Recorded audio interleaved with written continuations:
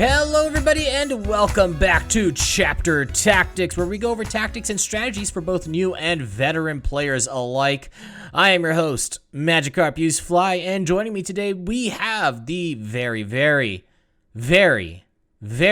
southern. So southern, it's so hard to read his accent, Demeki. Hey, how are you all doing today? You hear that southern accent? It's so thick. So south that he's north. Yeah. Moving on, we also have the very illustrious John P. I am also southern. I'm from Southern California. Where's your accent though? Where's your Southern California accent? It's just the way I talk. It's weird because I mean we go anywhere else, people are like, "Oh wow, I love your accent." I'm just like, "Bro, this is how I talk." Oh wow, yeah, I love your accent, yeah. It's all American.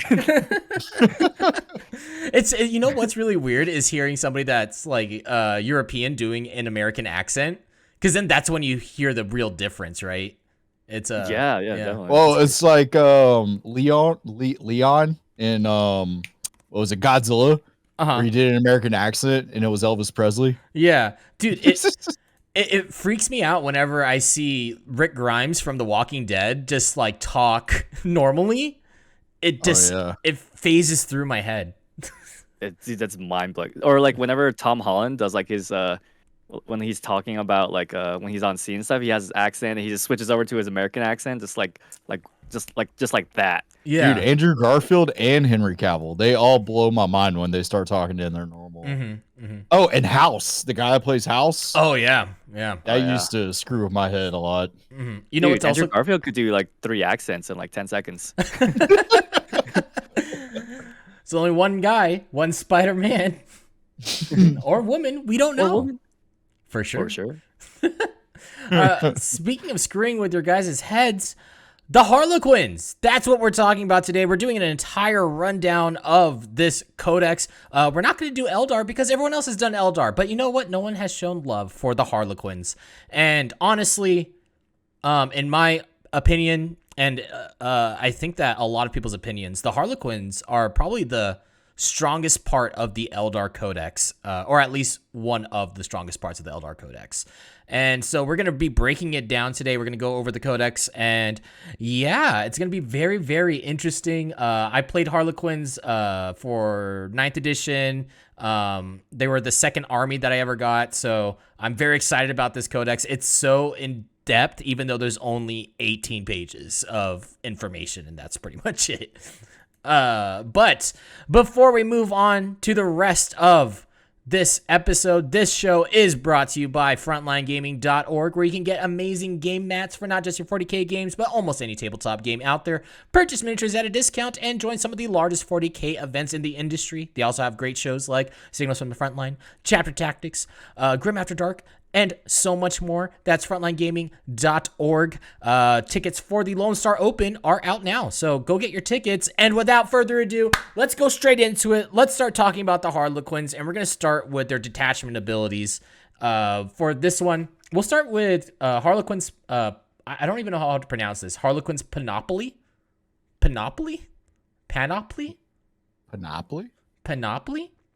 So I'll read this one off, and then Demeki, you can take Rising Crescendo, and then John P, you can take Luck of the Laughing God. Cool? Yes. All right, so Harlequin's Panoply, I'm sorry if I am wrecking this name right now. Models in this unit have a 4-up invulnerable save. Each time this unit makes a normal move, advances, falls back, or makes a charge move, the models can move through other models, but they cannot finish a move on top of another model or its base. And each time a melee attack is made against this unit, subtract 1 from the attack's hit roll. So this is a little bit updated from what they had before. -1 to hit in close combat for a lot of your infantry units is what you're going to be seeing here. Your troops have it. Your Shadow Seer has it. Your Your troop masters have it. They are always -1 to hit in close combat, which makes them just a little bit more resilient. You have the same flip belt stuff. Instead of having the keyword flip belt, it's been removed, and now it's just called Harlequin's Panoply, which is going to be a lot harder to describe a Demacaron moving, saying it has flip belt. Flip belt doesn't exist anymore. It has Panoply. Panoply. Yeah, I looked it up. It's panoply, but I mean I like panoply better. Yeah. Yeah. And then units with it have a 4-up invulnerable save. So same thing as before, army-wide 4-up invulnerable save. So what are your guys' opinions on that? Do you get Boardwalk and Park Place? We do not collect $200, and we do not connect. We do not collect. We do not go past go. Oh, that's a shame. Garbage. Yeah, sorry. But we get Mediterranean, and we get the brown ones. The brown ones. Yeah, the beginner ones. Yeah, we get the beginner ones. Yeah. So what do you guys think about Panoply? Yeah. Let's see. The 4-up invul and the flip belt thing kind of persisted from their old codex, which they definitely need to keep. Mm-hmm. The -1 to hit in melee is really good. You think about Space Marines, they're hitting on 3s. Now they're hitting on 4s, and that's a Space Marine hitting on 4s. Yeah. So, not so good for them. I mean, like you mentioned, this Quins, while they are like T3 1 wound, they are deceptively durable with 4-up invulns across the board. Now with this -1 to hit in melee, and then something else that we're going to talk about in the future. Yeah. So, yeah, I absolutely love this ability. The -1 to hit is incredibly good. They still can move through models and terrain and all that stuff. So it's still incredibly good for both your normal moves, your advances, and your fallbacks, and your charges. You're ignoring terrain, but you still get your -2 to move charges for, what's it called? Difficult ground. Yeah, difficult ground. All right, so moving on from there, we got Rising Crescendo. Rising Crescendo. This unit is eligible to declare a charge in a turn in which it advances, which is really good. I have to wait until round 2 for Jakari. This unit is eligible to shoot and declare a charge in which it fell back. Are you serious? What? Yeah, we had that before. Yeah. We had it before, Demeki. They could always do so that. did I, and it was called Fly, and they took it away. Yeah, get screwed. It's BS. Rising Crescendo, absolutely love this. It's the same ability that they had last time. They kept it. Fall back and shoot. Advance and charge army-wide, or not army-wide, but for the units that have Rising Crescendo. So those are your bikes, your troops, and your bikes and your infantry units basically are the only ones that have Rising Crescendo. But that's so much value to be able to fall back, shoot, charge, and advance and charge. So good. What do you think about those abilities there, John P? Yeah, having the ability to just engage into things on your own terms. Yeah. Super good. Because you're going to be able to charge something. You're going to be able probably to withstand the fight because you're -1 to hit in melee with the 4-up invuln. And then you can use that to like springboard and then go tag something else. Or even, run for a backfield objective or fall back. Yeah, or wait, you can't do an action after you fall back, huh? You cannot. You cannot. Oh, okay. So that's so you can't just fall. Yeah, you can't just springboard into something and fall back and do rod. But that would be broken. Yeah, that would be. But Quins are here to touch you and they're here to kill you. Yeah. Spoiler alert: there is no way that you have perform an action and do something in this army for Harlequins. So just so that seems like the balance part of it. At least. Yeah. Also, as a side note, we are not talking about Eldar at all. We're not talking about Ynnari. We are only talking about pure Harlequins. Just pure Harlequins in a pure Harlequins only detachment, not souping or anything like that. You can soup with them because they are traveling players. You can create a detachment of Harlequins. They still get their sadists, but they don't get the next thing that we're going to be talking about. John P, take it away. Called Luck of the Laughing God. Yep, this is brand new in this codex. As Matt mentioned, it's called Luck of the Laughing God. You get an amount of luck rerolls based on the battle size that you're playing. For combat patrol, you start with 1. I think that's 0 to 500 points. Incursion, 500 to 1,000 points is 2 luck rerolls. Strike force is 1,000 to 2,000, I believe. You get 3. And onslaught, anything above 2,000, you get 4 luck rerolls. And with those luck rerolls, oh sorry, in addition to those baseline 1, 2, 3, 4 luck rerolls, you can also try to get more at the beginning of the battle round, I believe. Yeah, battle round. To do so, you roll up to 6 d6. If every result is unique, then you gain additional dice based on the unique values. So let's say, for example, we're playing Strike Force. Top of the battle round, you get 3, and you want to try to roll for 3 more, so that you finish up with 6. If you roll 3 dice and the results are all unique, so you roll like a 1, 2, and a 3, you'll get 3 additional dice. But if you were to roll those 3 dice and you get like a 1, 2, and a 1, you wouldn't get any. Am I correct there? Yeah, you wouldn't get any of the additional ones. You would only get the 3. Baseline 3? Yeah, the baseline 3.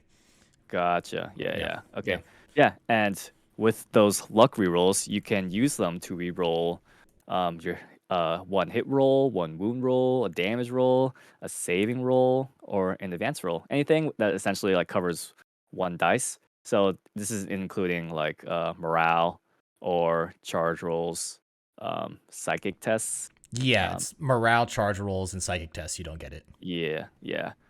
So any of those luck rerolls not used are lost. So you wanna just use them. Yeah. I feel like yeah. And that's pretty much the gist of it. Yeah, this is incredibly powerful. So strong. When you think about it, so the army has no way of getting any type of other rerolls. Like you can't get reroll to your hit rolls in any other way. You can get reroll wound rolls of 1, and that is it. So there are no rerolls with this army for pure Harlequins at all in any way whatsoever. When you're running pure Harlequins. Now, that this might tempt you to be like, oh, I can just use this for my wound rolls. Don't do that. Don't do that. Trust me, don't do that. Instead, use it for your save rolls. Being able to re-roll your saves when you have an army-wide 4-up invuln is so powerful that like things are just not going to die. And that is extremely strong for this army. What do you guys think about this detachment? Or about this Luck of the Laughing God? If somebody flips the table because of Luck of the Laughing God, I wouldn't blame them. Yeah. You know what's also great about this is that it's also it's fun. It's a fun mechanic because you could be like, oh, let's see if I get it. Oh no, I don't get it. You know, if you want to be a baller and just roll 6 of them and just be like, will I get it? No, dang it, darn it. Oh man. Yeah. Well, you only have 1 model left anyway, so. Yeah. Most of the time you're only rolling 2. Because that's like, I think that is the safest bet that you can do is just 2. So then you can always have like 5. You're always going to have, most of the time you're going to have 5s. Dude, turn rolls. 1, just roll all 6, man. Just do it on turn 1, all 6.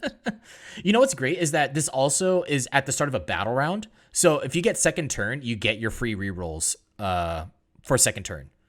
And okay. Yeah, so it's great because if you get second turn, then that means that you can use these rerolls and then see what stuff, if you have any extra ones, then you could just use those on your turn to then reroll your wound rolls or hit rolls or anything like that. So really good ability. Yeah, powerful. Especially if like for some reason you weren't able to hide your entire army behind obscuring terrain, or like your opponent has ignore line of sight shooting, then you could just use all your Luck of the Laughing God rolls on failed saves, and yeah, like you mentioned, you have any left over, use them to kill things. Yeah, pretty good. All right, so moving on from there, we have our sadists. These are your detachment abilities, so your sub-factions here. We used to have 6 with things like Soaring Spite and Frozen Stars, and now it's been reduced down to 3, but they took basically the best ones out of those 6 and made them better. So incredibly good. You have sadist abilities. With these sadists, every single unit in your army gets access to this, gets access to these buffs. The only one that doesn't get access to these buffs is the solitaire, and that is it, but everyone else gets access to it. So let's start off with the light detachment, and we'll start with Demeki. Is that cool with you? You want to read this one off? That's perfectly fine. So light, characterization, Blaze of Light. Each time an attack is made against a unit with this characterization, If the attacking model is more than 12 inches away, an unmodified hit roll of 1, 2, or 3 for the attack fails, irrespective of any abilities that the weapon or the model making the attack may have.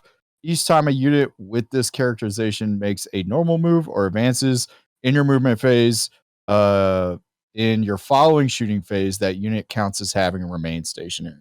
That's really good. Yeah. So this is what Soaring Spite was before, but better. Before, Soaring Spite would just be whenever you make an advance, you could still shoot without penalty for your pistols, assault weapons, and I think that's it. Yeah. But now, on top of that, if you're 12 inches away, all of a sudden, you cannot be hit on 1s, 2s, or 3s. Really good. What do you guys think about this ability? Ooh, man, that is so anti-Tau. yeah, it's pretty nuts. John P, what do you think? Yeah, we were talking about this like right before the match. Like, I mean, Tal's already hitting on 4s, so it's not like they're losing too much. But while they are losing something, but you think about an army like Custodes that hits on 2s, now they're hitting on 4s. Yeah. Oh, that's bad. Yeah. Dude, Oh, that hurts. and Dark Angels, Yeah. if they remain stationary, they get +1 to hit, but that don't matter if you're 12 inches away. Yeah. It don't. There's some more broken stuff here, and I'm gonna leave it as a surprise for you guys. But can't be hit on 4s. Incredibly good. Warlord trait, player of the light. This warlord is eligible to perform a heroic intervention if it is within 6 inches, so you have a 6-inch heroic intervention. And then on top of that, each time the warlord fights, if it made a charge move or performed a heroic intervention, add 1 to the strength and attacks characteristic of this warlord. Oh, that's pretty good. Yeah, it's pretty good.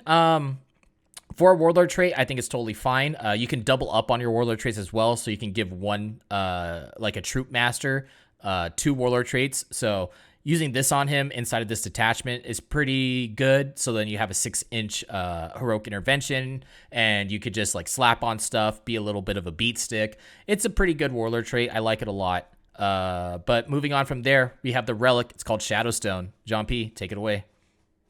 Yeah, so Shadowstone is only available for a Shadow Seer model that is in the light detachment only. So what you're doing here is you're adding 3 inches to the range of the bearer's aura abilities to a max of 9, and each time the bearer successfully manifests a psychic power from the Phantasmancy discipline. That's a word. Yeah. Add 3 inches to the range of that psychic power's effects. Yeah. So they're just adding 3 inches to a bunch of things, which you're good. Yeah, you're gonna want that. Was it a relic in the old book in 8th? Yep, this is the same. It's the same one. Oh, okay. Yeah. Not changed. If you guys used to use this before, you're gonna use it again. It's really good.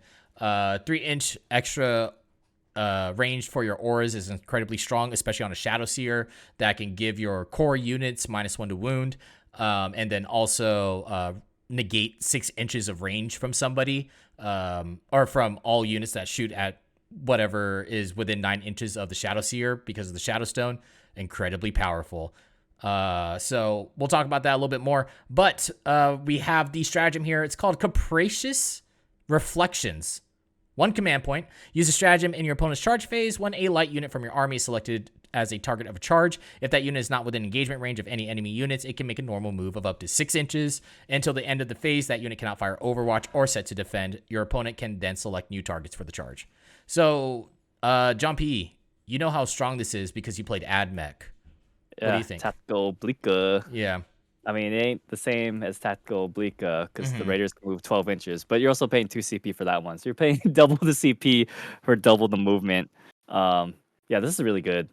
Yeah. I mean, with the Raiders, they've become unchargeable essentially, but with this, you're making the charge a little harder, but then again, you're also charging into Harlequins, so killing them isn't exactly guaranteed.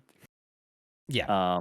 Even like, let's say you have a unit of players on an objective, and your opponent is trying to get onto the objective, you just move off the objective, and now no one has the objective, but like, it's your turn next, so you can just go and kill them. Yeah, incredibly good. And what's great is that this is any unit. So any unit in your army can do this for just 1 command point. That also means that deep strike charge is non-existent. Yep. because you're just gonna move freaking 6 inches away. You're 15 inches away. They can't make a charge anymore. So Yeah, I was gonna say like you can also just use this to fall back and move towards like a character unit mhm. that's a beat stick. Let's say that something that has player of the light, the 6-inch rogue intervention, maybe. Yep. You're gonna fall back to your daddy and be like, help, help us. Yeah. This guy's trying to hurt us. Yeah, there's some crazy jank that you could do with this. 1 CP, if you get charged, you can have a unit fall back or move 6 inches, do a normal move of up to 6 inches, and then they can go into a transport because it's a normal move. So they could just pop into a transport right afterwards. You also have a new stratagem where you can do a heroic intervention from 6 inches away with any infantry unit. So if they charge you, you can move 6 inches, and then you could spend another stratagem to heroically intervene another 6 inches away. So you can move like up to 12 inches across the board with this stratagem. Pretty good. Yeah, it's pretty dang strong. Really, really good here. Moving on from there, we are gonna go into the Dark Sadith. This one, I love this Sadith. It's so much fun. So this one, each time a model with this characterization is destroyed by a melee attack, if that model has not fought this phase, do not remove it from play. The destroyed model can fight after the attacking model's unit has finished making attacks. So fight on death, which is really good. And then on top of that, each time a model with this characterization makes a melee attack, improve the armor penetration characteristic of that attack by 1. Now, why this is good is because a lot all of your new upgrades, like your Harlequin kisses, your Harlequin caresses, and your embraces, the normal weapons that you had before, now they are AP2 flat. All of them, every single one is +1 strength, AP2, 2 damage, and now you're pushing that to AP3. On top of that, you now have a new stratagem for 2 command points where you can ignore somebody's invuln save with a unit that has a caress. So that means that you are AP3 and you are pushing things mostly to either a 5-up save or a 6-up save almost all the time. So very good. Very, very good. What do you guys think about that one? Yeah, pushing something, let's say like a Space Marine, they have a 3-up save base, pushing them from a 5 to a 6, that's literally reducing their odds by 50%. Really good. Same against Vanguard vets, they have a 2-up save, you bring that from a 4 to the 5. Yeah. Really, really good odds. I mean, I didn't even know about the fight on death thing. I thought I thought the best part was the AP1. I didn't. Wow. Yeah, they get to fight on death. So if you put like a squad of Harlequins on the front line as like a screen, and they clear your screen, well, guess what? They get to fight on death, and they can ignore your invuln. So, so those things, yeah. So those things called gene stealers, pure strain gene stealers that can get in your face turn 1. Guess what? They're probably gonna die. So, really, really good. Yikes. Yeah. Who wants to read the Warlord trait? Player of the Dark. I love this one. I got it. Warlord trait, Player of the Dark. Each time this Warlord makes a melee attack on an unmodified wound roll of 5 up, the target suffers 1 mortal wound in addition to any normal damage. I like that. That's really good. Really good. Especially when you consider that you can take a relic where you can re-roll your wound roll. So you can fish for those 5s. You can also spend a new stratagem. It's called Kiss of Death, where a unit that has a kiss, and you can give that to your Warlord. Whenever they make an attack on a 6, you deal an additional mortal wound in addition to any normal damage. So your 6s can be 2 mortal wounds, and then your 5-ups will be 1 mortal wound. 1. So pretty good. Pretty dang good. Don't Quinn characters get a bunch of attacks also? They get 6 attacks. That's a lot. Yeah. Yeah, doesn't the solitaire get like 10 or something? If she blitzes, yes. Oh my god. And she has all the keywords to use the caress strat to ignore your invuln save, and also the kiss strat in order to deal mortal wounds in addition on 6s. Ooh. Pretty dang good. Moving on from John P, did you want to say anything about this Warlord trait before we move on? That was it. I was mostly curious about how many attacks characters get. Yeah. Pretty good. After that, we have the relic called the Ghoul Mask. This is a dark model only. I'm sorry. John P, you can read this one. My bad. Oh, yeah. This is the Ghoul Mask, dark model only. in your opponent's psychic phase, the bear can attempt to deny 1 psychic power as if it were a psyker. If the bear is already a psyker, then you can deny 1 additional. And then the bearer of this relic also gains the following ability. It it gains its hideous form, which is an aura. So while an enemy unit is within 3 inches of this model, they lose OPSEC. Oh, I like No that. OPSEC. Yeah, it's pretty good. You can't combine this with the increased 3-inch. No, you cannot because they're in thing, different right? 'Cause detachments. Okay. Gotcha. Yeah. It's okay. Honestly, I don't think it's that great. It's a 3-inch aura, which means that whoever has it has to be like up close, and you're turning off OPSEC. But in this detachment, your goal is to kill whatever is on that objective, anyways, right? So Yeah. it's not that big of a deal. Next one is the stratagem here, Silken Knife. This is 1 command point. Use a stratagem at the start of your charge phase. Select 1 enemy unit until the end of the phase. Each time that enemy unit is selected as the target of a charge by a dark unit, that enemy unit cannot fire Overwatch or set to defend. So turn off Overwatch for 1 command point. Anywhere on the battlefield. That's insane. And then every unit that charges it. How Cult of Strifey. Yeah, Cult of Strifey. We don't have to discuss that too much. It's just turning off Overwatch. Let's move on to the next Sadist here. We're looking at Twilight. Twilight is like Twilight. Creepy paper. Local. Creepy. John P., you want to read off the characterization? Yeah. So I think this was old Frozen Stars, right? So This is, yeah. In the first round combat, you essentially get Shock Assault. You get +1 attacks when you charge, or charge, or make a heroic intervention.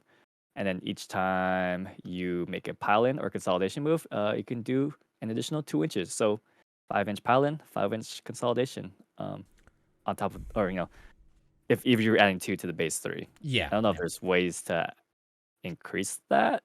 I don't think so. Army. So yeah. There's just the 5. Yep. Yeah. Pretty okay. An extra attack is nice, but like a 10-man squad is going to get your 50 attacks off of 10 people. You can boost that up to 12 models instead now. So you can have 11 regular troops and then 1 lead troop. And you get 50 attacks. Pretty nice. This one is going to do really, really well using the Kiss strat because your Harlequin blades give you +1 attack. So every single model with +1 attack, every single troop player gets 4 attacks base, +1 because of Twilight, and then +1 because of the blade. You give one of them a kiss, and that means that you make, I think it's 59 attacks at one person, and then you can spend the stratagem for 1 CP, Kiss of Death, and every 6 is a mortal wound in addition to damage. So if you want to mortal wound bomb stuff, you can definitely do it, and if you want to do it, this is the detachment that you do it in. Yeah. Is that stratagem capped? 6. It's capped at 6. Yeah. Okay. Yeah. Okay. But you can definitely with that one and with the embrace stratagem, you can like reliably deal about 12 mortal wounds every single time that you charge with a 12-man unit of troops. Whether or not you want to do that, that's up to you. Yeah. Pretty good. Warlord trait. Hit it, Demeki. Warlord trait, player of the Twilight. While the Warlord is on the battlefield, each time you or your opponent spends any command points to use a stratagem, you can roll 1d6. Each command points, for each command point spent on a 6, you gain 1 command point. While the Warlord is on the battlefield, each time you roll 4 or more dice for Luck of the Laughing God, you gain 1 command point. Hey, that's pretty good. I like that. Yeah, it's funny, right? Like Yeah, it's funny. You can either gain 1 command point from fishing for it, like Korov's Aquila almost, or you can just be like, "Hey, check this out, 4 dice, 4 dice, baby." Do I get my Luck of the Laughing God rolls? No, dang it! But I No. get 1 command point. So I needed it. yeah. So you can get 2 command points if you want to off of it. It's decent. It's the only way that you can get CP refunds in this army is with this Warlord trait, and it's tied to this detachment. Moving on, we have the relic. It's called Twilight Fang. If you played Harlequins before, then this is a resurgence of the same weapon. A Twilight Troop Master model with an Aldari Power Sword is the only one that can equip that can equip this relic. It's strength +2, AP 3, 2 damage, and each time the bearer fights until that fight is resolved, add the current battle round number to the attack's characteristics of the bearer. So if it's round 3, then you get 3 extra attacks. They come with 6 attacks base inside of this detachment. You get +1 on your charge, so that's 7. And then if it's round 3, then you get like 10 attacks with 1 model. Pretty nuts. I like it. Yeah, it's fun. I like it. Fun. Yeah. It's a fun one. And then we have the stratagem, Malicious Frenzy, 1 command point. This one's really good. Use this stratagem when a Twilight unit from your army is selected to fight. Each time a model in that unit makes an attack, an unmodified hit roll of 6 automatically wounds the target. Pretty good when you consider that your troop players, there is absolutely no way to get them past strength 5 or past strength 4. They're all going to be strength 4. There is no way to get past that. So being able to spend 1 command point with the amount of attacks that you have and auto wounding on 6s helps out a lot against big targets. Cool. So I kind of see a theme already here. Is Harlequins just as CP hungry as they were in 8th? No. Yeah, depending on the detachment. Dark detachment, you spend a lot more CP. The light detachment, you spend, I think, the least amount of CP, and then Twilight, you would spend probably like the second most amount of CP. Right. Yeah. Okay. So those are the statists. What do you guys think? I was gonna say, it seems to me like I guess Twilight would be the one, like, you're trying to have some fun. Yeah. Light, I guess depending on the meta, light seems like something that you'll probably see at tournaments. Light and dark are the ones you probably see at tournaments, is my guess. Yeah, definitely. Yeah. The thing that I like about these detachments is that each one is really good. They're all good. You have so many builds that you can do with them, and like there's so many different ways that you can run this army that I think that both of them or all 3 of them are really, really good, which is very interesting because most of the time when you see sub factions, there's like 3 or 4 duds most of the time, and then you just take 1 and then that's it. But this one, I could see you taking dark. I could see you taking light. I could see you taking Twilight and making it work. And it's great. I love it. Cool. All right. Moving on from there, we have our pivotal roles. If you guys played in the last edition with Harlequins, then you know what these are. Instead of spending CP for this now, you're spending points instead. And every time that you spend points, you're upgrading these units and you're making them a bit better. So we'll start off with the Troop Master here. With the Prince of Light aura. While a friendly Sadith core unit is within 6 inches of this model, each time a charge roll is made for that unit, add 1 to the result. Garbage. it's +1 to charge when you're already advanced in charge. Like, bruh, come on. What's the point? Next. Yeah. Next up, we have the Queen of Shards. Each time this model makes a melee attack on an unmodified wound roll of 5, invulnerable saving throws cannot be made against that attack. Oh, I'm about to throw up for that one. So that one is incredibly good in a dark detachment because you can give him you can give a troop masters this upgrade, which on a 5-up you're ignoring invulnerable saves and you're hitting on 2s. You give them the Harlequin's Kiss and you give him the relic. What's it called? You give him the relic Segaro's Rose, and that one lets you reroll your wound roll. On top of that, you give him the Warlord trait that's in the Dark Detachment called Player of Dark. And on that one, that's on a 5-up, they also deal a mortal wound in addition, right? So with that, and then you spend 1 CP for the Kiss of Death strat, this guy is doing like 5 mortal wounds to you in addition to damage and ignoring your invulnerable save on 5-ups. Absolutely Queen of insane. the Dark Shards. Yeah, it's crazy the stuff that you can do with this. I love how the internet was ablaze over the rail rifle, and then like this went very quietly through the internet. You know what I'm saying? Like nobody talked about Queen of Shards. Like this is ridiculous. Yeah, it's disgusting. I think it's because like the railgun, you see 12 damage. You're like, oh my god! But then like this, you have to like you heard how many things Matt had to like say. Like you need this upgrade with this stratagem, with this warlord trait, with this relic. It's I guess it's not something that's really easy to find at a glance, because you're gonna have to string off a bunch of combos. But something people will find. Like, Yeah. I mean, Matt was able to find it, so Yeah, Matt had it's big brain. no. This is all it's all copy paste information from from the book of Harlequins I have right here in my hands. It's just no. Yeah. But yeah, incredibly good. It's such a good upgrade. Take it if you're running dark. If you're not running dark, I don't think you take it. Maybe if you're running Twilight, you take it. Anyways, moving on from there, we have Veiled King. This one is like a little baby Queen of Shards. Each time this model makes a melee attack, unless the target is a vehicle or monster, an unmodified wound roll of 2 up is always successful. So this one I really like in a light detachment just because you're wounding infantry on 2s all the time, and you can reroll your wound roll with Segaro's Rose. The reason why you don't take Queen of Shards in something like a light detachment is because that weapon is AP2, but in dark it becomes AP3 because you get an extra AP to your weapon, so you can push things to their invulns. But taking Queen of Shards inside of a light detachment doesn't make sense because you're only at AP2, so you're pushing most things to their already 4-up invuln, so it doesn't make sense. Instead, you just take a Veiled King instead, roll that up, you get 7 attacks. If you give him Player of the Light, boom, get a 2-up to wound, and you get to reroll your wound roll. Still pretty good. And yeah, what do you guys think about that one? Dice. Yeah. Yeah, Weight of dice. Yeah, I like it. I like it a lot. I mean, it'll work against battle suits. 'Cause Yep. they're not vehicles or monsters. Yep. So yeah, it's pretty disgusting. Hell yeah, dude. All right, moving on from there, the Death Jester. Who wants to tackle this one? Sure, I'll do it. I'll do Yeah. it. Okay. all right. Harvester of Torment.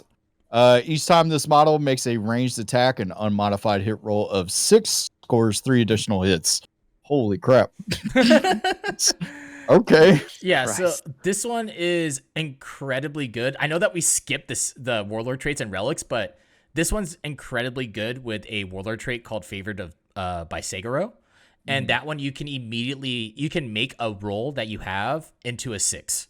So if you give it to this guy, he is a sniper unit. His weapon profile is strength 6, AP2, 2 damage flat. So you can change that into a 6, and then you're at the very least getting 6 attacks every single time with this guy.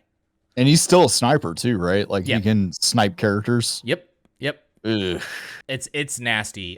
You need bodyguard rules when you're going up against Quins, because if you have like a weak character just standing out in the open like a Primus or a Magus, this guy's just gonna roll up and just nuke that guy. Blast him. So Yeah. Lord of Crystal Bones. Each time this model shoots, if any hits are scored, unless the target is a vehicle monster, until the start of your next turn, subtract 2 from the move characteristic of the models in that unit. The target cannot fire Overwatch or set to defend. heck yeah, so another way to deny Overwatch outside of being in the dark detachment. Pretty good. This is going to be the one that you're going to take. You're going to take 2 Death Jesters. I'm going to be straight up honest with you guys. You want 2 Death Jesters. You want the one with Harvester of Torment, and you want Lord of Crystal Skulls to turn off Overwatch. If you're going into Tau, you're turning off Flamers. And Harlequins hate Flamers. So, boom, there you go. Easy peasy. Boom. This is the old skill that the Death Jester used to have, right? Yep. Or like, yeah.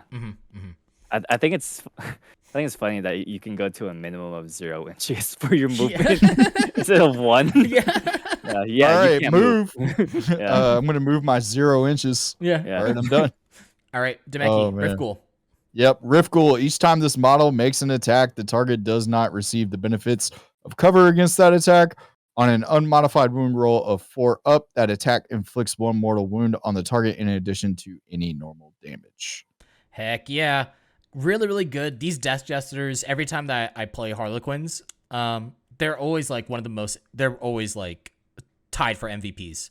The best thing about the Harvester of Torment and with Death Jesters in general is that whenever they kill a model, it counts as 2 dead models in purposes of morale.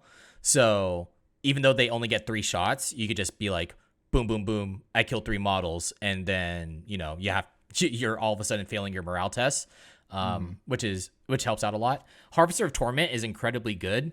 I've had games where I think like in my most recent one, I did like 15 shots against some Hive Guard. I shot the guy, and then I used the stratagem called Blade Storm. It's an Aldari one, but it works with Harlequins. It works with any shuriken weapon, and in that one, you can get 4 explosions instead of just 3. So I rolled basically 2 6s in a row, and then I used my Warlord trait to turn the last one into a 6. So then that gave me 15 shots, shooting at Hive Guard at Strength 6, AP 2, 2 damage. For every wound roll of a 6, because it's a shuriken weapon, it increases the AP by 2 as well. So it's AP 4. So good. This is so good for killing marker drones and like shield drones. It's like insane. Yeah. Cool. Moving on from there, we've got the solitaire. John P, you want to go with this one? Yeah, let's do it. Solitaire has 3, just like the other ones. First things first, we've got Prince of Sins. So each time an attack is made against this model, you subtract 1 from that attack's hit roll, and the hit roll can't be re-rolled. Woo! Spicy. Yeah, spicy. I think it's okay because like your character probably isn't going to be targeted like that. So what You if know? what if I told you that a solitaire moves 12 inches and then can do a blitz move where he does 2d6 more inches to his movement and then can charge? Okay, so you're just running this thing in like Yeah. a missile. Yeah. That makes sense. But what if I Oh, also yeet. what if I also told you that the solitaire has an innate 3-up invuln? Yeah. Okay. That's pretty good. Yeah, when you include that information, that's really good. Pretty good. So there's no gimmicks. It's not like you have a 3-up invul until you fail. No, it's just a straight up 3-up invulnerable save. So if you're -1 to hit and then you can't re-roll that hit roll as well, and you have Luck of the Laughing God as well to protect you on a 3-up invuln, that's pretty disgusting. Yeah. Also, I want to point out that the Death Jester that we just talked about, he's only 55 points, and you upgrade him for 20 points, so he's a 75-point model that can just nuke a character. Just want to put that out there. Okay, cool. Moving on, John P, do you want to read the next one? Yeah, Prince of Sins was an additional 20 points. Next one, we have Spectre of Despair. Spectre of Despair, which is an additional 15 points. During deployment, you have to set this model up haunting the foe instead of on the battlefield, so it's going to be in reinforcements.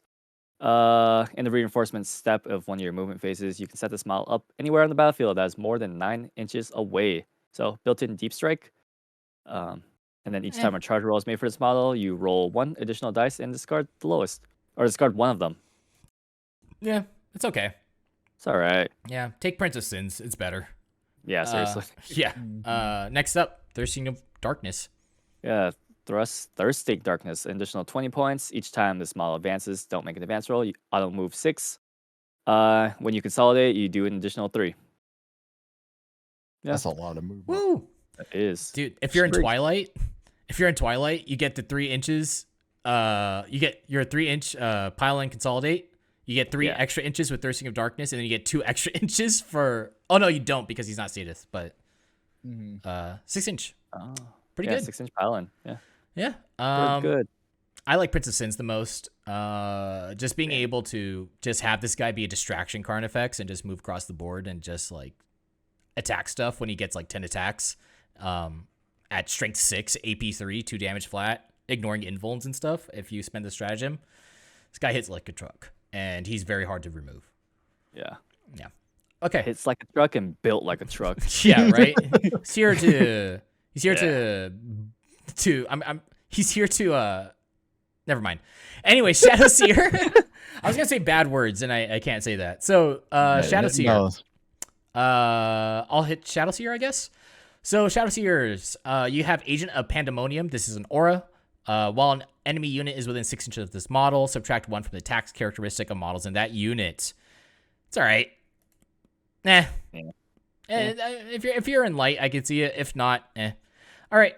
Moving on from there, Gloom Spider. In your command phase, select 1 enemy unit within 12 inches of this model. Until the start of your next command phase, enemy units cannot benefit from that enemy unit's aura abilities.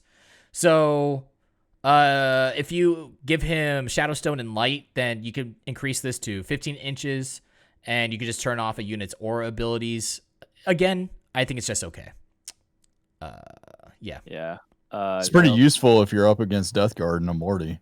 yeah. Yeah.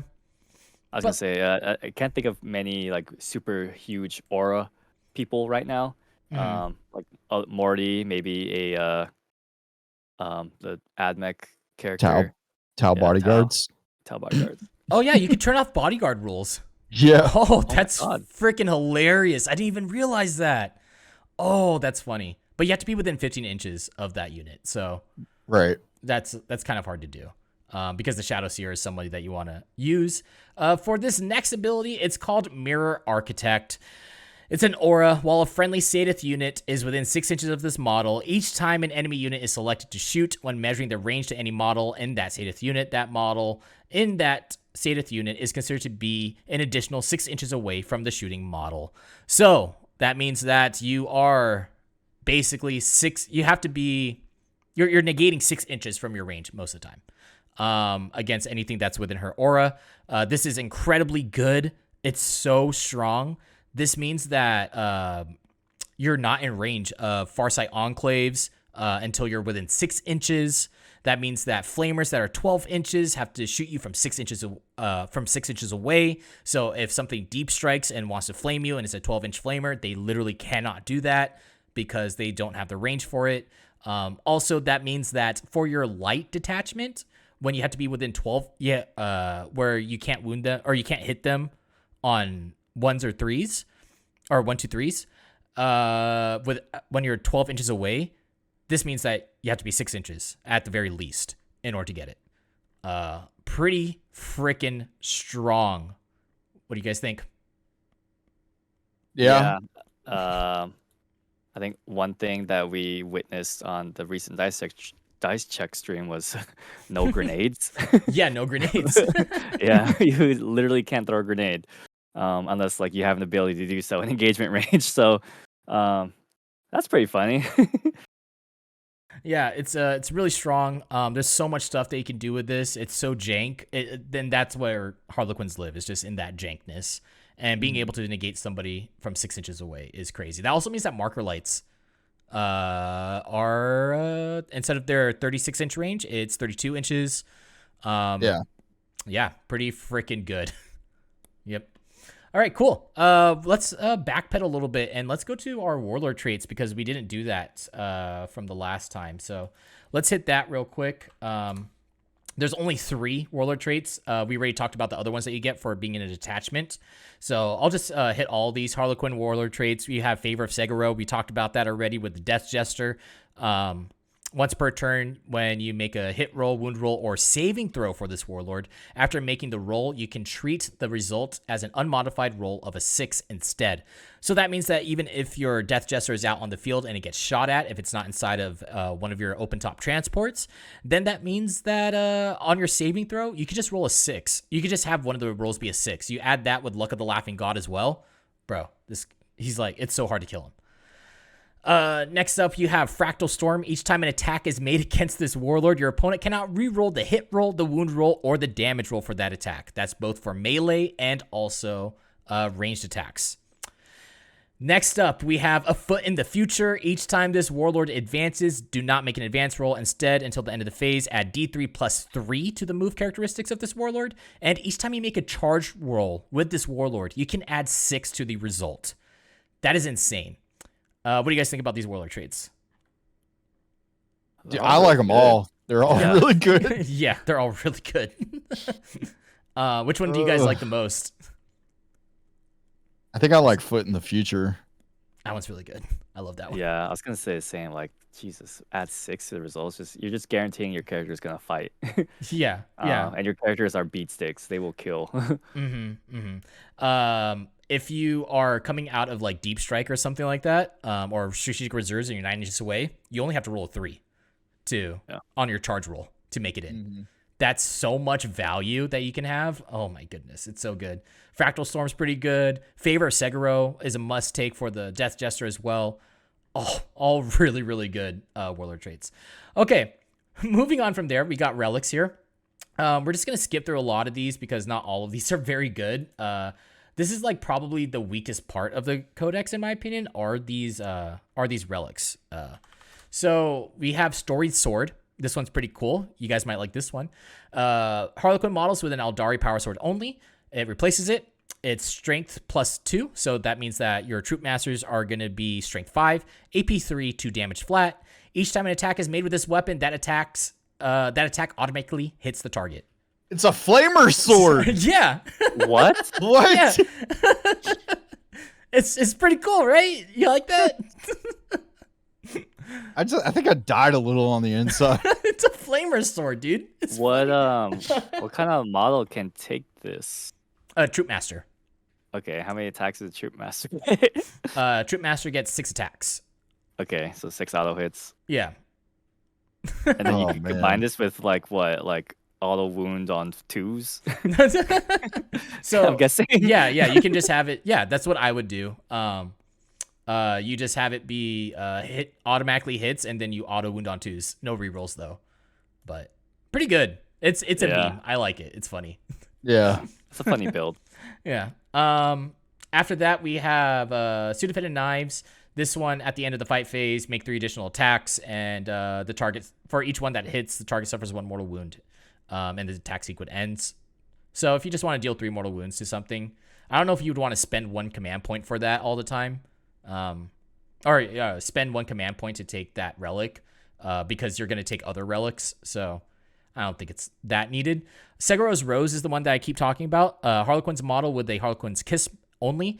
The relic replaces it, and it's strength +2, AP -2, damage 3. Each time an attack is made with this weapon, you can reroll the wound roll, and the bearer has the Harlequin's Kiss keyword.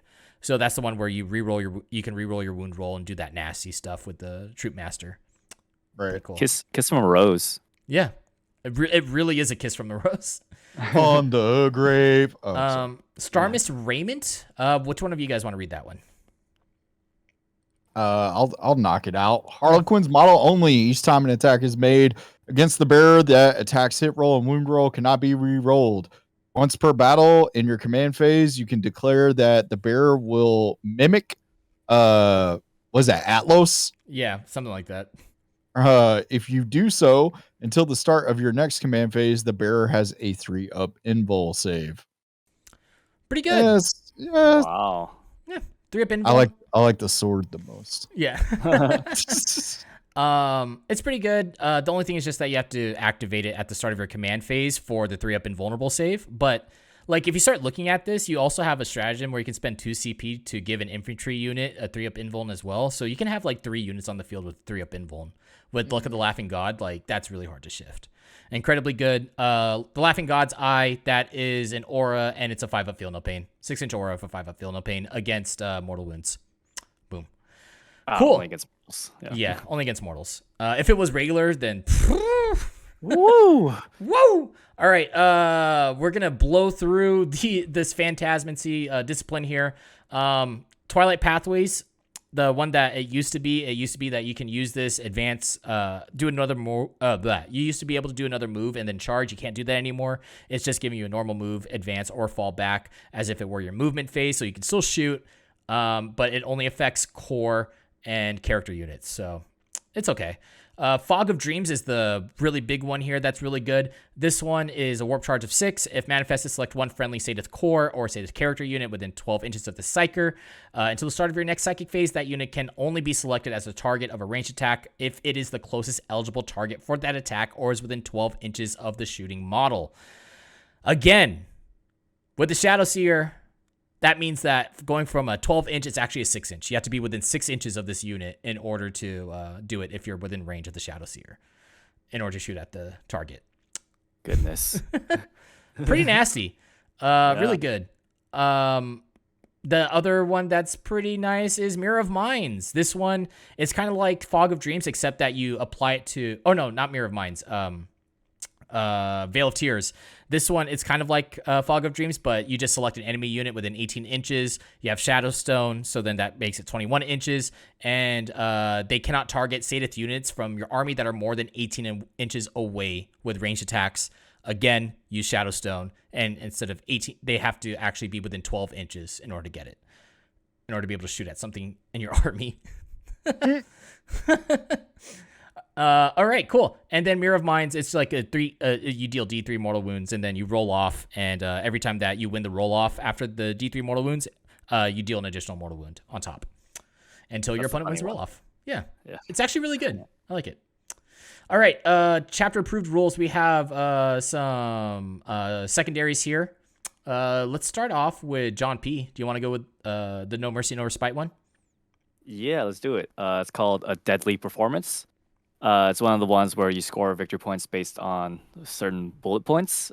So first bullet point is going to be so you can score up to 3 if two or more of the following conditions apply. If a Harlequin's unit from your army controls an objective marker that you did not control at the start of your turn. If a Harlequin's unit from your army is wholly within your opponent's deployment zone. If 2 or more enemy units were destroyed by an attack made with a ranged weapon by a Harlequin's model. Or if 3 or more were killed by a Harlequin's model in melee. So it seems to me like you're getting points for doing the things that Quins do best. Yeah, you're getting points for playing the game. It's pretty good. This is in No Mercy, No Respite as well. So that means that the only things that you're losing out on are if you take this, you're losing out on either To the Last or Grind Them Down or No Prisoners. And that's pretty much it. Okay, cool. We'll talk about all of them after we read them. Demeki, do you want to do Battlefield Supremacy? Yeah, Take your places. Yeah. This one's funny. Go ahead. If you select the secondary objective after both sides have finished deploying, you must set up one additional objective marker in your opponent's deployment zone. Then your opponent must set up one additional objective marker in your deployment zone. Marker within 6 inches of the center of the battlefield. Those objective markers cannot be. Dude, this is a it's wordy word salad. Here, I'll break it down. So basically, break it down for me. Yeah, so basically, it's you put a new objective marker within your opponent's deployment zone. Your opponent then puts an objective marker inside of your deployment zone, and they put another objective marker within 6 inches of the center of the battlefield. If you control 2 of them, you get 2 points, and if you control all 3, then you get 4 points, and that's pretty much it. Boom. That's nuts. More objectives. Yeah, more objectives to hold. It's okay.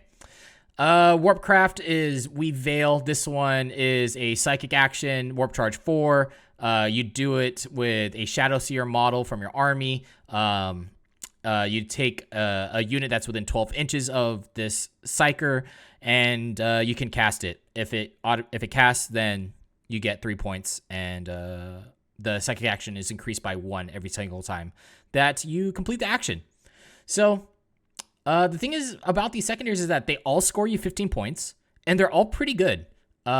Take Your Places is the only one where it's a little bit weird, but Deadly Performance and Weave Veil, definitely takers that you can take that are pretty good into your army. I like them both. Do you, because in the 8th edition book, didn't you have a way to get +1 to your or to your psychic?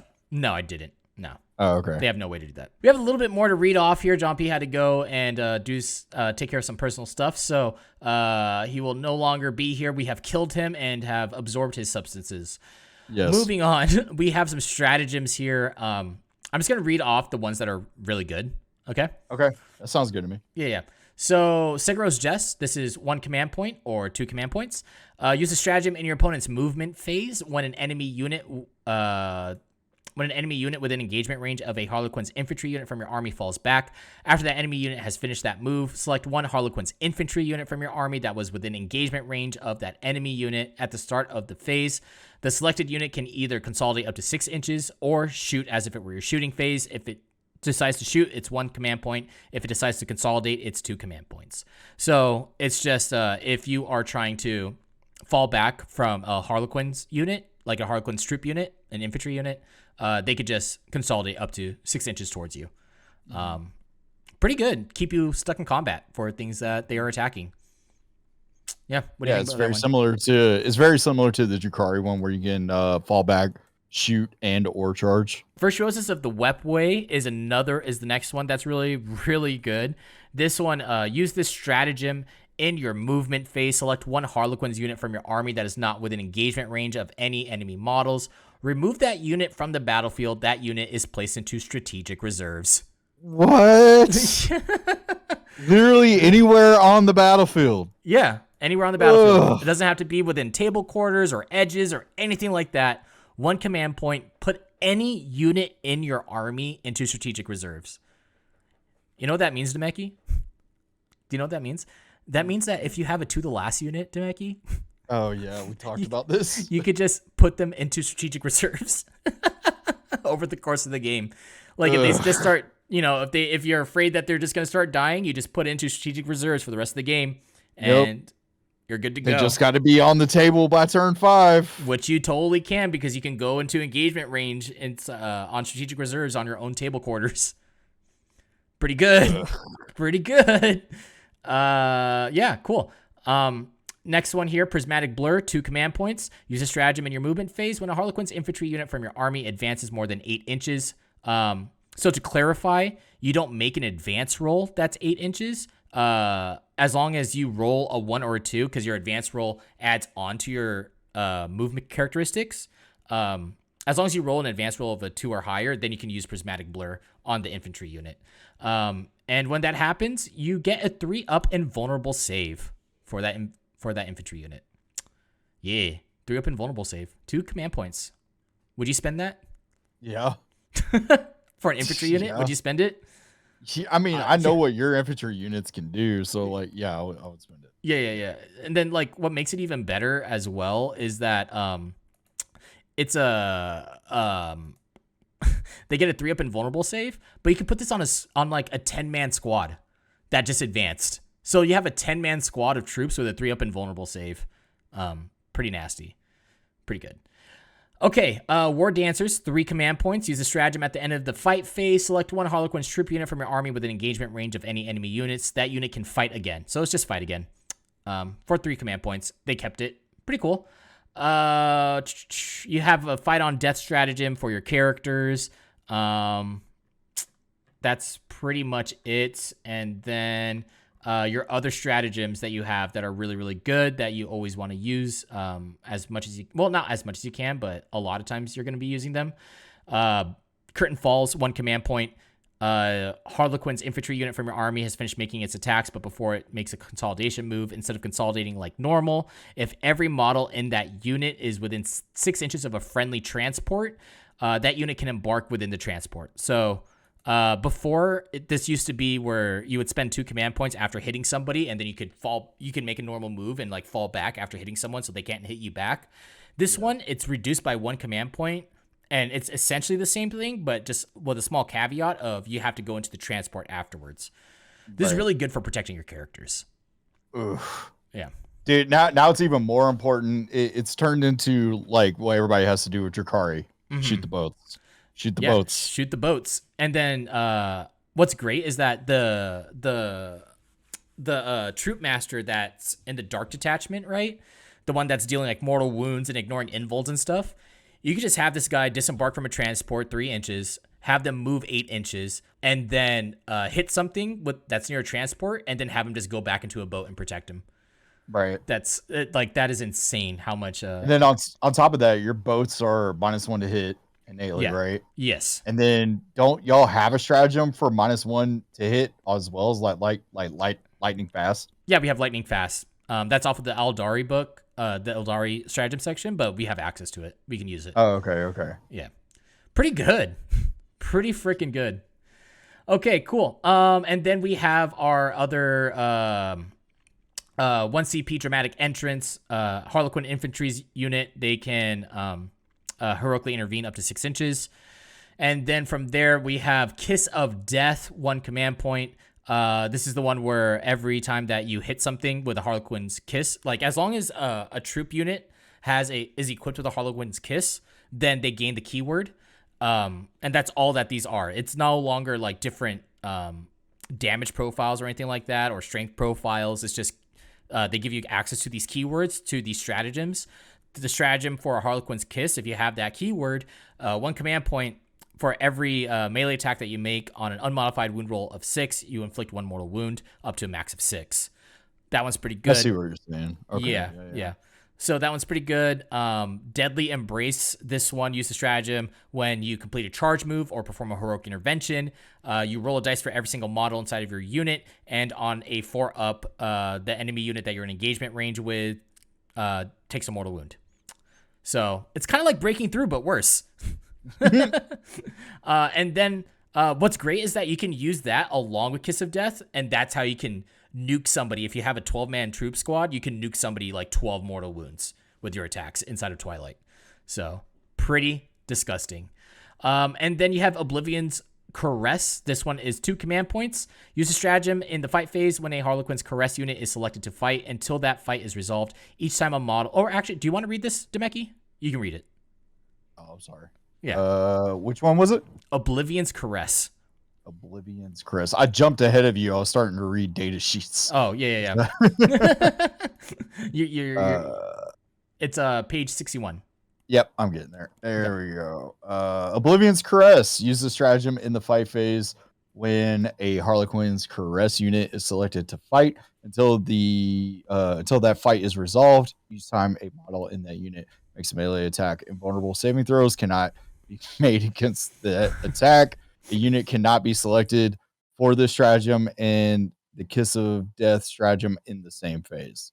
So at least they put that in there, but like, woo. Yeah, you put that on a Dark Detachment unit that's AP3. All of them are like strength 2 or strength 4, AP3, 2 damage flat, and all of a sudden you're like ignoring invulns and just like, dude, you can just nuke stuff. It is insane how much you can nuke. It's crazy. Yeah. This is so much better than like Bork. Yeah. It's so much better than Borkin. I hate it. All right. Okay, cool. So those are all of the stuff that we wanted to go over. But now let's go into the units that are good. Let's talk about the good units here. All right. We're going to start off with the Shadow. We've already talked about the Shadows here. We've talked about how good the Troop Master is. The Troop players we've talked about, right? They have a 4-up. I guess we could talk about the Troop players. So the Troop players from before, you now have a lead player that has 2 wounds. So you have a lead player that can just tank 2 damage, which is pretty nice. That's going to be like the first person that goes. But besides that, they get nothing else. They don't get like a better leadership. They don't get more attacks. They don't get a better hit roll or anything like that, or a better save. Nothing. It is literally just 2 wounds. On top of that, you can't take 5 fusion pistols anymore. Inside of a troop squad, you can only take up to 2 inside of a unit that is 10 models or less. If it's 11 or more models, you could take up to 4. But yeah, they're pretty good. All of your weapons are now strength 4, AP2, 2 damage. What do you think about the troops, Demeki? I'm happy with I know you're probably not, but I'm happy about the blast pistol or a fusion pistol change. Yeah. Because that used to feel so bad when someone would park like their what was your transport called? The Starweaver or whatever. Yeah. Right in front of your character and just delete it. Yeah, but you know what? Now, instead of being within 3 inches to get 2d6, pick the highest result, it's now just d6 plus 2, 6 inches away. That's still really good too. Yeah, it's still pretty good. Neuro Disruptor is also really interesting. You could take 2 of these, so a squad of 5 can have 2 fusion pistols and 2 Neuro Disruptors. So then, if you math it all out, it's actually like the same amount of damage that you used to do against a single target. But this one, each time an attack is made with this weapon, if a hit is scored, unless the target is a vehicle unit, the target suffers 1 mortal wound and the attack sequence ends. So you just deal 2 mortal wounds if you hit. That's pretty good. Yeah. Is it worth 5 points? Maybe. Yeah, you tell me. I don't know. I'm like I don't know either. Yeah. Like part of me says yes because it's mortal wounds and that helps with especially with certain armies, but I don't know. I mean, like I feel like it's a good one to take against Custodes.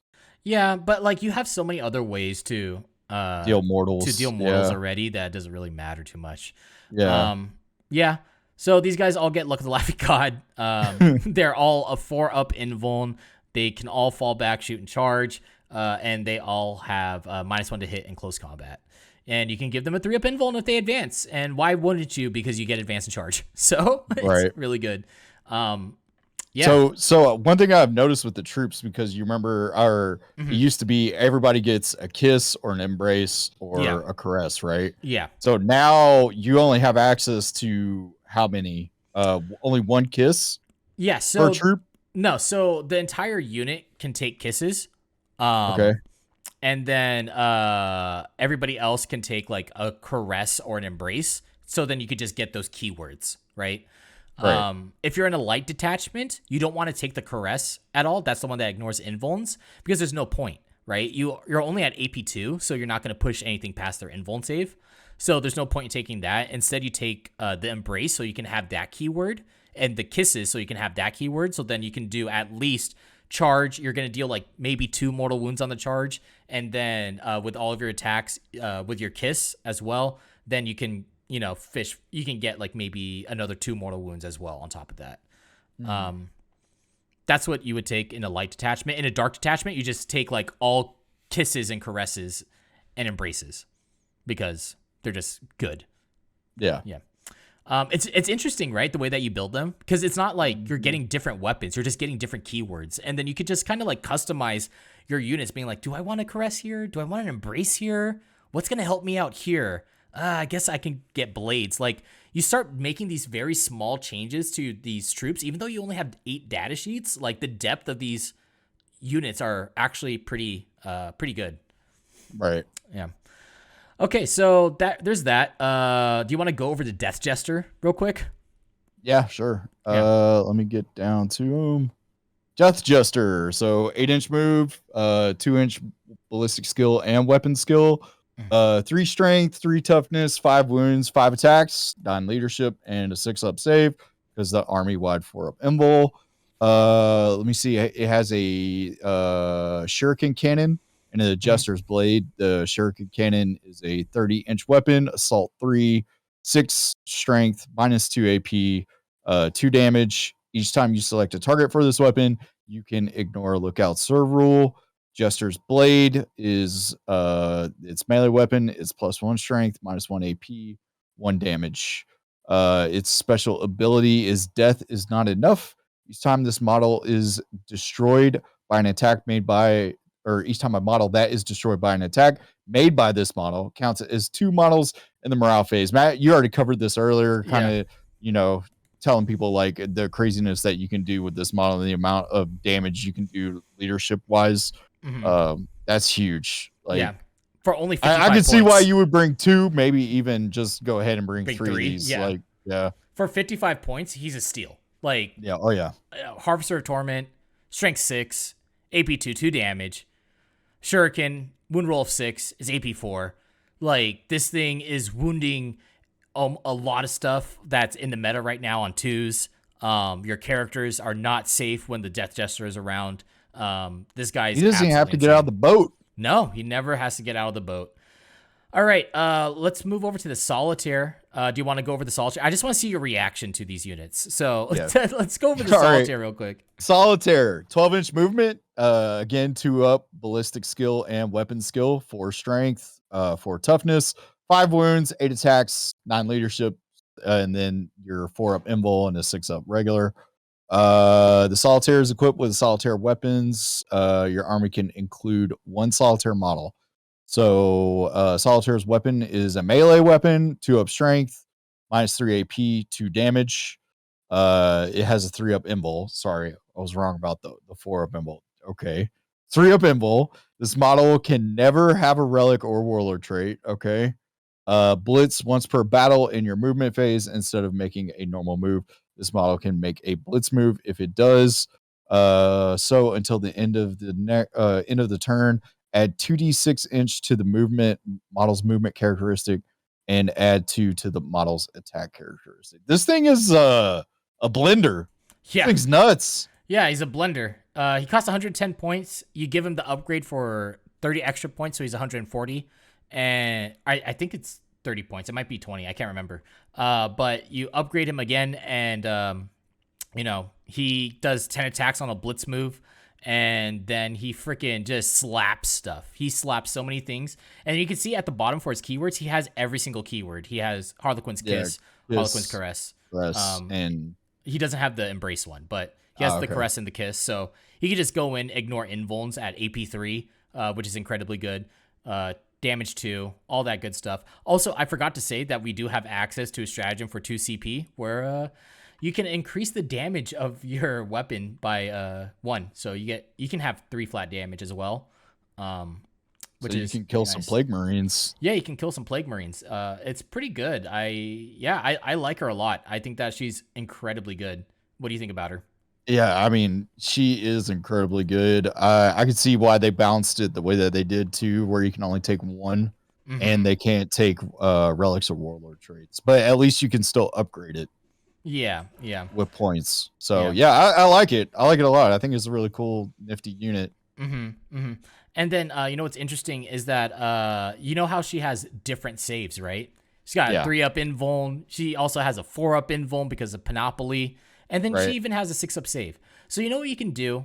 If you feel like that you're not going to die from taking 1 hit with your 3-up invuln, you could just say, I'm not going to take my 3-up invuln. I'm going to take my regular save. So then it automatically goes through. And then you can spend 1 command point, Torment of the Fiery Pit. Use a stratagem in the fight phase when a Harlequin's character... Never mind, you can't do this. Let's cut that out. JK. I have those moments sometimes too. Yeah, right. Okay, cool. So Solitaire, incredibly good. Moving on from there, this is going to be the big ones right here. These are the things that's going to really make this army tick. If you didn't think that the stuff that we talked about before was incredibly good, you're going to cream your pants now when we start stacking everything together here. Skyweavers. Let's talk about this unit right here. Skyweavers, I think that these guys are still good. They're okay, in my opinion, but your mileage may vary depending on how you feel about them. Skyweavers, they move 16 inches. They can auto-advance 6 inches. They have Rising Crescendo, so they can advance and charge. So same thing as last time. Each time a melee attack is made against this unit, subtract 1 from that attack's hit roll, so they are -1 to hit in melee. On top of that, each time an attack is made against this unit, that attack's hit roll cannot be re-rolled. What do you think about that, Demeki, being a Tau player? I hate it. I hate it. Yeah. Well, I mean, like, the other thing is, too, is, like, that and, like, the Haywire Cannon, right? So, with the changes to Tau, like, now Riptides, Ghost Kills, all the battle suits that used to be monsters are now vehicles. So, now... the Haywire Cannon is even more threatening to Tal than it was before. And the Haywire Cannon has been upgraded now, and it's now 24-inch range, D3 plus 1 attacks instead of your D6s from before. Strength 3, AP 3, D3 damage. It is Blast as well, and each time an attack is made against this weapon, against a vehicle unit, an unmodified wound roll of 4 up is always successful, so it's a poison weapon. Against vehicles, and an unmodified wound roll of 6 inflicts D3 mortal wounds. So it's a little bit different from before. Before it used to be only 1 damage. Now it's D3 damage. You're auto wounding on 4s, and then on top of that, 6s deal D3 mortal wounds. Whereas before it used to be every 4 up was a mortal wound, but it didn't automatically wound or anything like that. And then every 6 was a D3 mortal wound in addition to the damage. So yeah, they're okay. What do you think about them? They get 4 attacks each. They get 4 attacks each. Yeah. And then what's their melee like? +2, -2, 2. Man, these guys are good, man. They're expensive though. They're like with Haywire Cannon and the Zephyr Glaive. Those are upgrades. That makes each model 55 points. Yeah, these are. Why couldn't Drakari get their Reavers like this treatment? Jeez, like the Reavers are still good, but man, these are really good, and it makes sense too because look, 3 wounds, 2 guys in the bike. Yeah, you're right. You're right. Mm-hmm. Yeah, Skyweavers are pretty good. They're okay.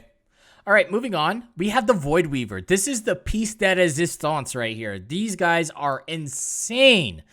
6 wounds, toughness 5, strength 5, 3 up weapon skill, 3 up ballistic skill, 4 up save, 4 up invuln as well. Not distances are measured from the hole and not from the base. So you got that. Also, each time this unit advances, it can auto advance 6 inches. You put this in light, it's just zooming across the board 22 inches because it has a 16-inch move. Each time an attack is made against the unit as well, both melee and in shooting, subtract 1 from that attack's hit roll, and that attack's hit roll cannot be re-rolled. So you got a 4-up invuln. You cannot re-roll your hit roll, and they are naturally -1 to hit. -1 to hit. And you can even put an additional -1 to hit on him with your Aldari strat with Lightning Fast. So, yeah. So that means that Tau can only hit this unit on 5s. Disgusting. Yeah. It's pretty gross. Ugh. But no rerolls of any kind. Your Chapter Master rerolls? Nah, we don't want them. It's all gone. Yep. It's like half of a... Oh, you brought Shadow Sun? That's cute. Yeah, cool. Well, you can't reroll anything against me. I literally played against Tau today with this army, and by the end of the game, I only had like 8 models that were dead. It was insane. It is crazy. You add... Because like the thing is that when you have Luck of the Laughing God as well with these 4-up invuln saves, then and you're also like you're reducing all the attacks because they can only hit on 5s, and then you have Luck of the Laughing God to save those rolls as well. Like almost nothing is going through on these units. Yeah, because the only thing like oh dude, this is such an oppressive army for Tau. Yeah. Because like even if you are a Tau player and you go up against Quins, like the only way you're going to ignore the invul is either bringing hammerheads and their vehicles. So you're probably going to be screwed there if they bring the haywire cannons on the sky weavers, or you take Borkin, but then you only get one gun off of a model that ignores invul saves.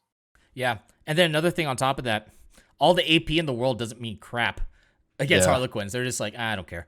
Just, I don't care. All I could see is just more broadside spam just for mortals. Yeah. Yeah. It's pretty good. But that's not even the best part, Demeki. That's not even the best part about this Yes, unit. it's the transport. Or No, I'm not done with this unit yet, Demeki. There's still more. But wait, there's more. So each one of these guys, they come with 2 shuriken cannons each. You can bring 3 of these guys inside of a single unit. So that means that is 6. That is 6 shuriken cannons. That is 18 shots of strength 6, AP 1, 2 damage flat, right? It's also shuriken, so it's AP 1, but wound rolls of a 6 is AP 3. So with a 2 damage flat weapon, if I were to shoot 18 of these shots at you, at like a Tau unit, are you gonna put them on marker drones? Yeah. Or not marker drones, shield drones? I might have to, depending upon which unit it is. Like if it's broadsides or crisis suits, anything with a shield drone. This is 18 shots, strength 6. So I'm wounding you on 3s, and I'm hitting you on 3s, and anything that sinks is 2 damage. Yeah. So I think, well, see, if it depends, because like if it's a 6 and it's the -3 instead of the -1, I would probably put that on the shield drone. Yeah. But if it's just the -1, I would probably take it on an iridium suit. On an iridium suit. If it's the broadsides, I would probably take it on their 3-up save since they have a 2-up save. Yeah. But it's same. Yeah. But then if you think about it, right? Once you take the wound on that unit, you have to take the rest of them. Yeah, you have to keep taking the rest of them. Yeah. That's why what I would do is just roll off the -3 on the shield drones first until I fail. Yeah. Yeah. And here's the kicker. That's just one of their weapons. Next weapon here, it's called the prismatic cannon. Do you want to read this one off? Yeah, before selecting targets, select one profile from below. Focused lance, which is 36 inches, heavy 2, 12 strength, -4, 2d3. And then dispersed pulse, which is 36 inches, heavy 3d3, 5 strength, -3, 1 damage, blast. Yeah, boy. This thing's sick. I like that. Yeah. So basically what you're doing is you're doing 18 shots with a shuriken cannon at 24-inch range, but you measure from the hole, so like you're usually fine. You have 18 shots of the shuriken cannon that's flat 2 damage, and then you have your focus lance as well to still deal more damage onto whatever you're shooting onto. Right. Yeah. So yeah, what do you think about this unit? T5, 6 wounds. I like it a lot. Yeah. It's very versatile. Mhm. I like the prismatic cannon a lot. At 6 shots of it instead of a squad of 3. Yeah. Even like even if you do like a focus lance at like something that's like Death Guard or whatnot, the -1 really doesn't apply, right? Because it's 2d3, so you would still take 2, or would you only take 1? So I'm trying to figure out in my head. So if it's 2d3, then you roll both those dice, and whatever the result is, you subtract 1. Okay, I got you. Yeah, right. You don't subtract 1 from each dice. Okay, I got you. Yeah. So pretty good. On top of that, like you can use Blade Storm to make the shuriken cannons have exploding 6s to your hit roll, which is pretty good. So you'll get like an additional like 2 or 3. These guys are so good at destroying shield drones. Like they will just nuke shield drones. If you have 2 squads of these and you shoot all of them at a shield drones or at like a unit with shield drones, like they're going to die. Like there is no way that they're going to survive that. It's insane. Dude, everybody was talking about how like Eldar is going to break the meta.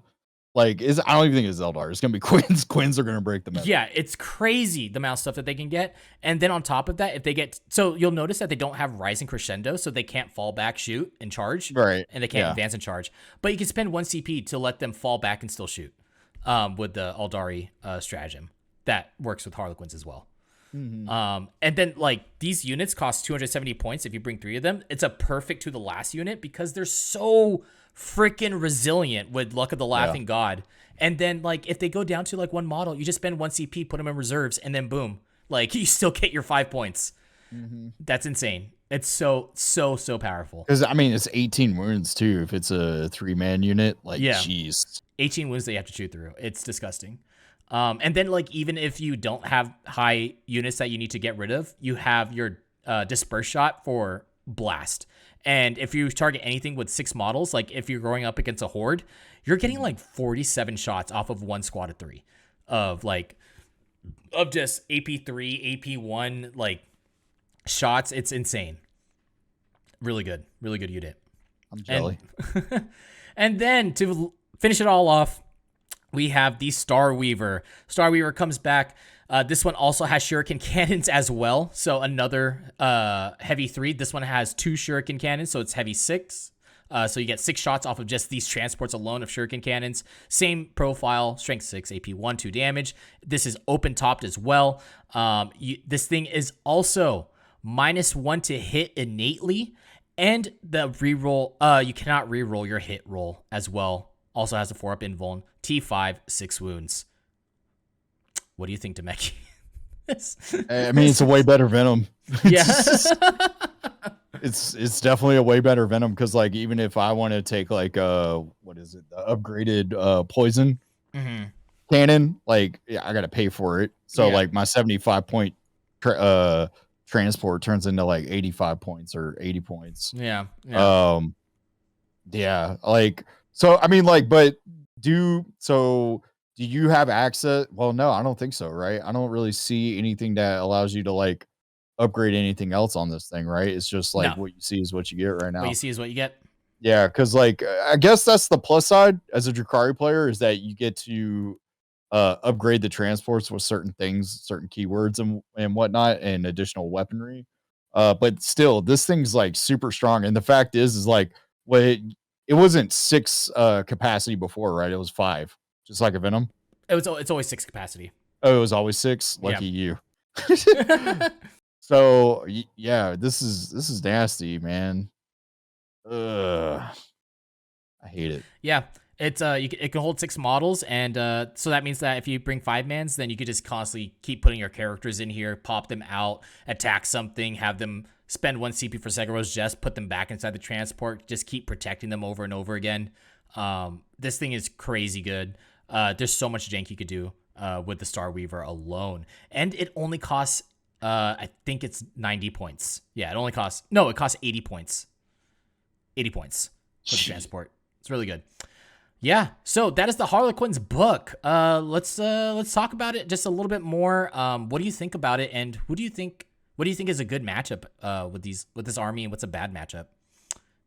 Honestly, this like the current meta, Tal and Custodes, it looks like uh this army could just have their way with them. Like it wouldn't be a problem. Yeah, I agree. Who they might struggle against? Maybe Death Guard because of the -1 damage. But Death Guard's also extremely slow. So you'll probably beat Death Guard on primary. Just because of that. But I can't really think of anything right off the top. Maybe Drukhari because they're both fast. But I think you got Drukhari beat just because you have an army wide 4-up invul. I can't really think. I can't really think of where this army might struggle the hardest. Maybe against Grey Knights and maybe Thousand Sons, just because they can deal mortal wounds, a lot of mortal wounds. Yeah. So, I agree with you. I think that Tal and Custodes, Quinns gives them a run for their money, especially in the light detachment. Your Custodes are always hitting you on 4s with no rerolls, so they don't get like any other reroll like Emperor's Chosen or anything like that, which is disgusting. And then like a lot of their stuff is innately -1 to hit, and you can make it -2 to hit. So Tal is always hitting on 5s most of the time.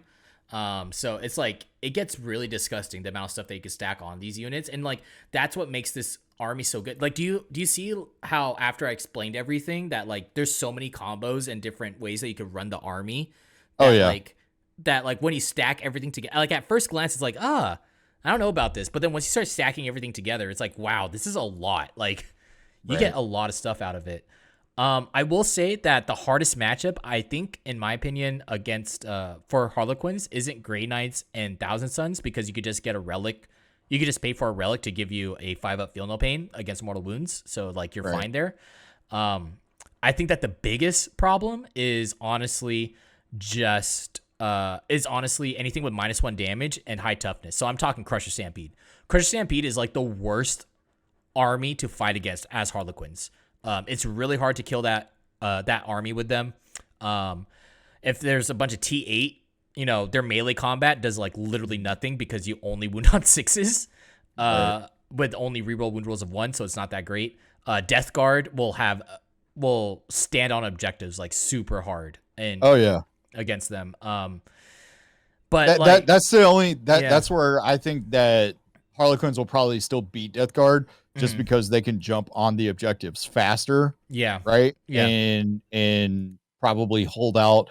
That like Death Guard probably won't score higher until the end of the game, where Quinns are going to score hard during at least the first 3 rounds. Exactly. Also, anything with -1 to hit with this army is like pretty bad, because if you're -1 to hit, then like they only hit on 4s and they have no access to rerolls besides Luck of the Laughing God. So if you take a -1 to hit buff or something like that, or if there's a bunch of like dense cover, it's going to be really hard for this army to chew through things.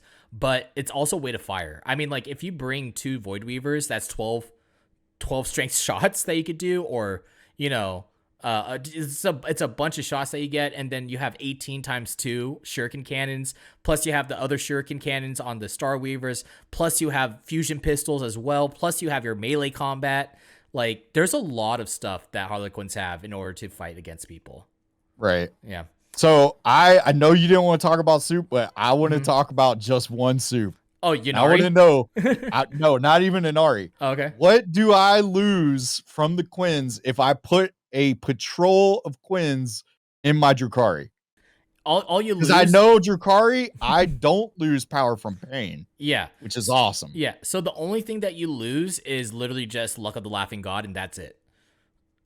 Oh, dude, that still sounds great to me Yeah, as a yeah. Drukhari player. Yeah, to me, for pure Harlequins, like after playing with Luck of the Laughing God, I never want to go back because it's Right. just like that resiliency is so insane. But yeah, you can definitely bring them with Jakari, and they still work really, really well. They just don't get Luck of the Laughing God, so you can even put them in a Yanari detachment, and they get the Yanari keyword. And since they're now Yanari core, but they don't lose the Harlequins keyword, you still get access to all their stratagems. But on top of that, since they're Yanari core, you can do stuff like give them +1 to hit, give them +1 to wound. You can have them reroll hit rolls of 1 next to like the Visarch, and then that means that you can also run the Yin Karn as well instead of a Yanari mixed detachment. You lose Luck of the Laughing God, but like, bruh, it's pretty cool. Like there's some cool stuff you can do with this army. Yeah, so anyways, that is it for this episode. We ran very long. Damn, I didn't think that we were going to run this long for like 18 pages, but it's a lot of depth for this army. I mean, you want to show off your new boys, Yeah, and your new toys. Like, yeah, right. I get it. I get it. Yeah, they're so good. Anyways, that's it for this episode. Thank you guys for watching. Demeki, where can they find you? You can find me in my mom's basement with a CV radio, ready for the end of days. Yeah. And my call sign's Kevin Smith. You can as for me, you can find me if you call 1-800 where's Matt. You can find, if you call that, they'll tell you where I'm at. Anyways, that is it for today. Thank you guys for watching. If you guys liked it, make sure you leave a thumbs up. Make sure you press the subscribe button. It helps out all of the Frontline Gaming Network. And that's it for this episode of Chapter Tactics. Hope you guys enjoyed it, and we'll see you guys in the next one. Goodbye, everybody. Bye-bye.